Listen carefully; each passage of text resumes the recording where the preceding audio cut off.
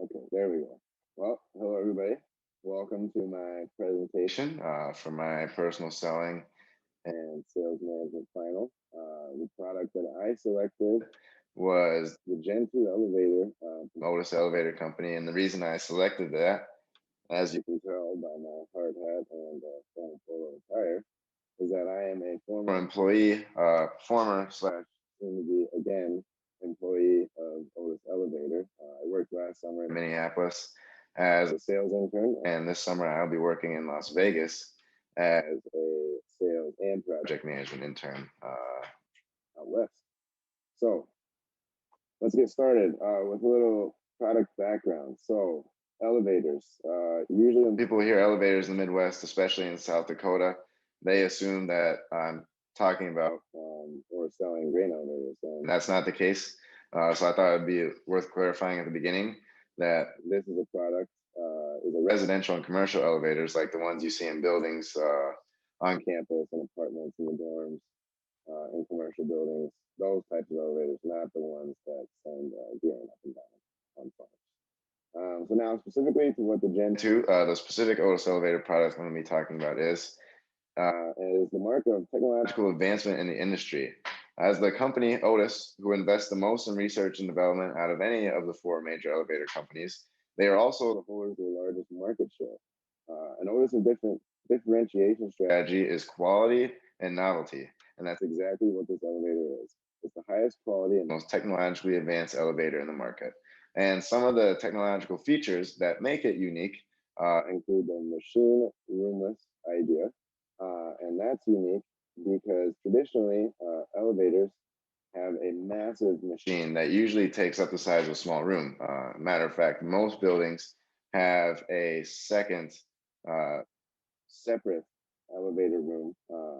And the beauty of the Otis Gen 2 is that it's machine roomless. So if you can see the photo just to the right of this massive machine, so right here, the Otis Elevator Gen 2 machine is actually inside the hoistway. So that's why it's considered machine roomless. And the next interesting thing about Otis is that it's different from others is the compact regenerative controller. So the controller it serves as the brain of the elevator, which is just a fancier way of saying it's the on-site computer that tells the elevator to do certain things, like go up and down. Traditionally, controllers are the size of large lockers, and they're usually also installed inside the machine room. So if you can imagine what the locker of a Minnesota Vikings player is like, it's about that size. It's a pretty healthy sized piece of equipment.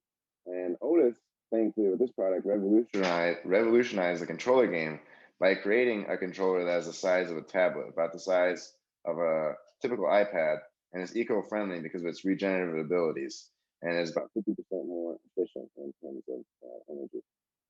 And so the new Otis Gen 2 controller, which I actually took a photo of last summer, is seen up here in the top right. And it's built in to the elevator, as you can see, and is quite compact. And then the final product of the Otis Gen 2 is the polyurethane coated belts. And so basic elevator 101 before I get into that is that elevators operate like a pulley system.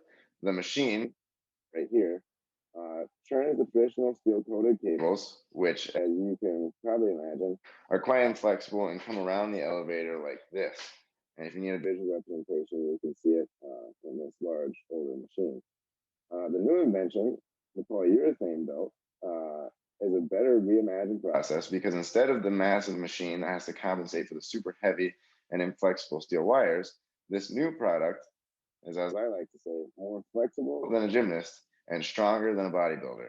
It allows smaller machines that are inside the actual hoistway to have higher speeds and less breakdowns because the belts themselves are a fraction the weight of the steel belts and twice as flexible. So I just dropped a lot of elevator jargon on you, and some of it might be super confusing. So the main line is this. The Otis Gen 2 is unique and awesome because compared to older models, it reduces machine size by 80%, increases efficiency by 50%, and statistically has far fewer breakdowns and repairs. And the last clarification I feel like is worth mentioning with this product is that this product specifically has to do with new construction and the modernization aspects of business. The third leg of elevator business models, which will be briefly discussed at the end, is service, but the majority of this presentation and product is not related to that. So now we'll begin with the sales simulation. In order to get any sales going, you have to offer a product. I established that in the first slide as to what that's going to be. The next step is finding people to sell it to. Now, Otis is a worldwide corporation that sells in almost every country in the world to almost every type of building. So for the sake of the simulation, I'm imagining my target market given my role within the company, a Western region sales account manager.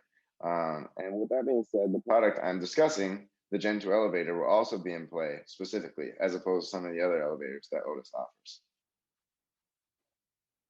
So my target market will usually be property managers, the people who are usually in charge of these types of decisions in buildings, the elevator decisions.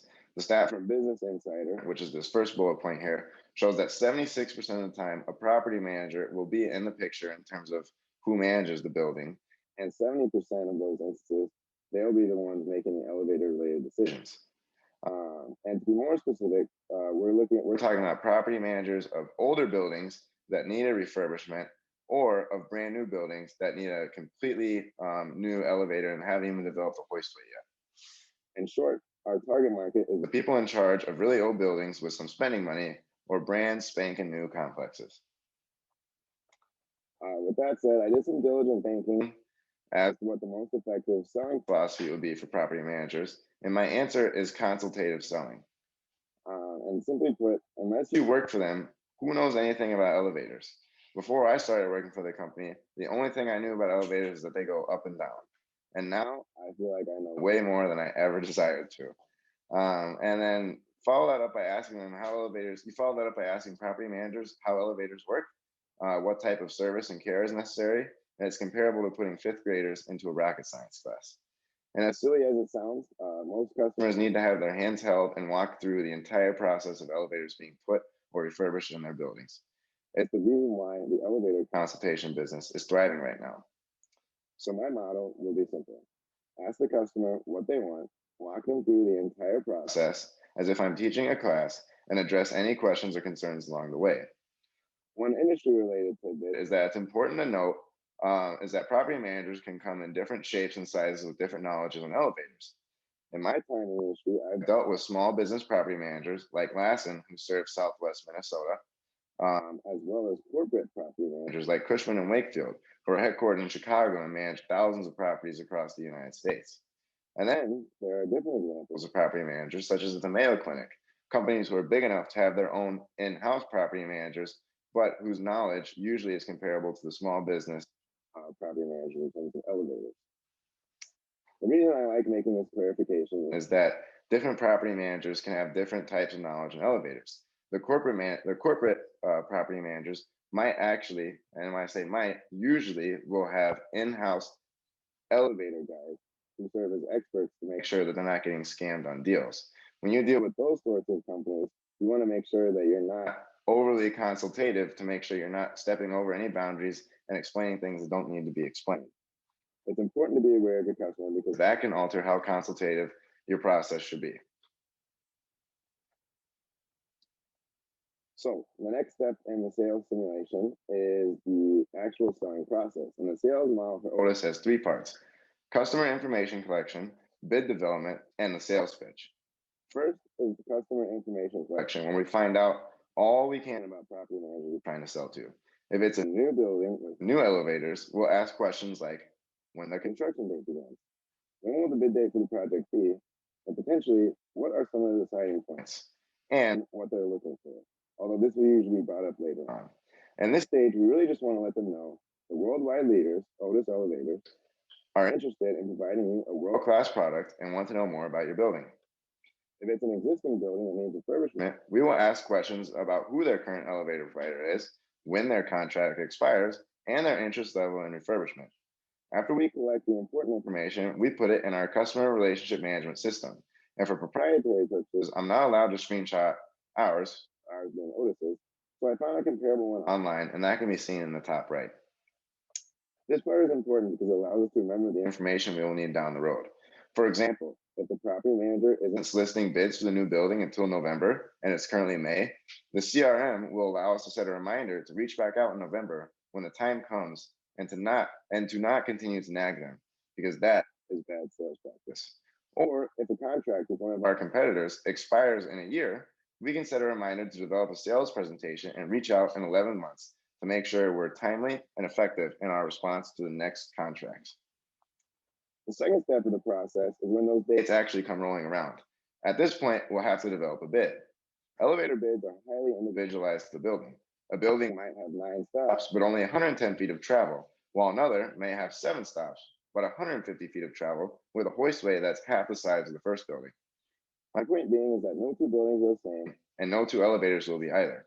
In order to figure out the exact specifications, the company takes a survey approach, which we define in class as having new clients fill out a detailed questionnaire before the first appointment to better understand their needs and wants. Along with the detailed questionnaire, there is often an additional survey of the elevator by the elevator people, where we get the measurements of everything needed. As in the issue, we'll call it the specs.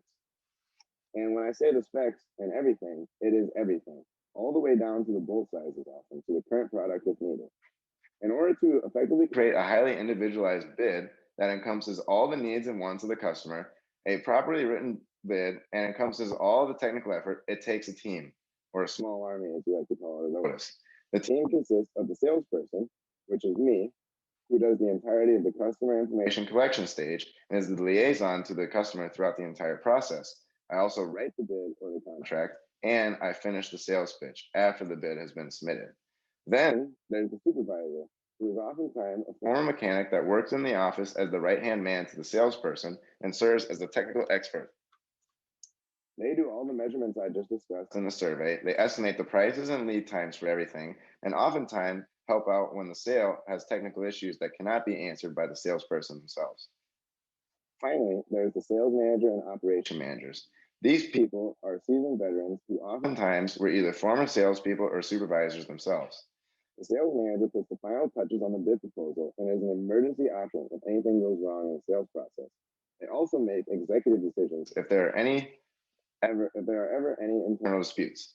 The operations manager is in charge of scheduling, making sure that the bid is feasible, and then getting mechanics on the schedule to make sure that the job can actually be completed. And they also serve as an emergency option when needed. The overall point we need to understand here is that the bid development process is not a one-person job and often takes a full team with different types of experts. After the bid has been developed and submitted, the sales portion begins. As the customer is mulling over their options, there are many different pitches that me, the salesperson, can make to sell the Gen 2 elevator. The most frequent one is to take 30 minutes out of the customer's day to show them our physical working product in a separate building and see the technological advancements firsthand. This is especially important if the sale is being carried out in a highly urbanized area, because there will always be a Gen 2 elevator nearby, which makes it super convenient for both us, the salesperson, and the customer. The next pitch that might be needed is the referral approach. This serves well when it's with a brand new customer who might not believe our reputation and claims. Reaching out to a former or current highly satisfied customer and getting a testimony may be all the convincing our new customer needs. Finally, we can discuss our technical advantages, which was discussed in our product background slide. But just to remind you, those are the long-term benefits of being machine roomless, having a smaller and efficient controller, and of course, the polyurethane steel belts. The one thing I've obviously yet to mention is